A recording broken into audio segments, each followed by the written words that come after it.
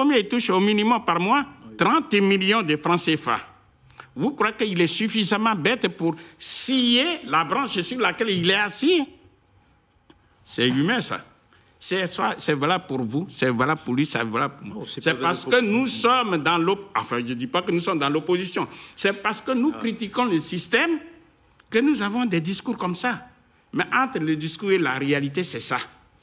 Donc, Sankara est mort, il y avait 3500 francs sur son compte. Ah non, doucement. Je suis en train de vous dire je comprends totalement ce que vous dites. La politique du troisième homme, c'est-à-dire l'envahisseur français a compris ça. Il a compris, parce que les Français se fabriquent à Chamalières, ici en France. Donc, maintenir dans l'esclavage moderne les Africains, c'est ça qui est en jeu. Ouais. Donc, il faut, comme par enchantement, une nouvelle génération, celle qui naît au Sahel, avec ces jeunes-là qui sont là. C'est-à-dire Ibrahim Traoré du Mali, non, du Burkina, Assimi Goïta du Mali, et voilà, M. Tiani du Niger. Et ça, ce n'est qu'un début. Pourquoi je dis ce n'est qu'un début?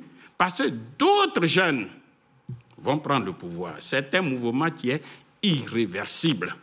C'est-à-dire quiconque désormais va prendre le pouvoir d'État et qui va contre les intérêts de l'Afrique, ce n'est pas de la mauvaise langue. Mais d'une manière ou d'une autre, il sera balayé. Ce qui me permet de dire, ici et maintenant, il faut que les gens du Sahel, qui soulèvent tout l'espoir de l'Afrique, car on ne rêve que de ça, eh bien, ceux-là, ils ont le devoir de réussir cette monnaie unique. Ils vont appeler pour le moment ça le Sahel. Mais pour moi, c'est la base.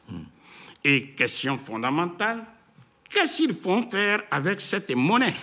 Nous disons froidement, avec cette monnaie, M. David Johnson a déjà évoqué le problème, ils vont utiliser ça, mettre les Africains au travail et industrialiser les économies du Sahel.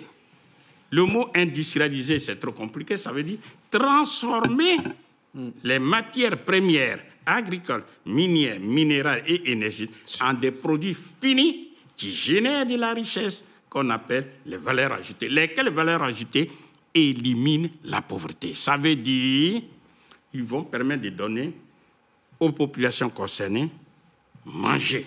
Manger veut dire élever les industries alimentaires. Et tout est en Afrique. Deuxièmement, boire veut dire donner de l'eau potable et de l'eau courante à tous ceux qui sont en Afrique. Troisièmement, s'habiller, élever des industries de textile. Quatrièmement, se loger, c'est-à-dire produire des millions, c'est des millions de logements décents avec une vision claire. D'ici 20 ans, ou bien 10 ans ou 20 ans, on ne veut plus voir de taudis sur le continent africain. Ensuite, dans la maison, il faut éclairer. Donc, les industries renouvelables, comme par exemple l'énergie solaire, l'énergie géothermique, donc tout ce qui sort du sous-sol, l'énergie éolienne, donc du vent, l'énergie hydraulique et la biomasse. Tout ça, on peut avoir de l'énergie en abondance.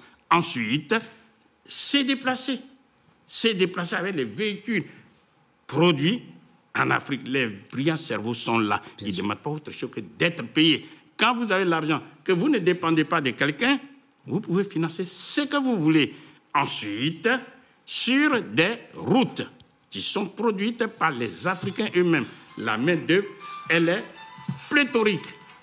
Ensuite, s'éduquer, l'éducation nationale, avec une vision claire. Nous allons sortir des gens qui ne vont pas chômer. Donc, l'enseignement professionnel bien développé, avec des cerveaux, etc. Se soigner, la santé, l'homme est fragile.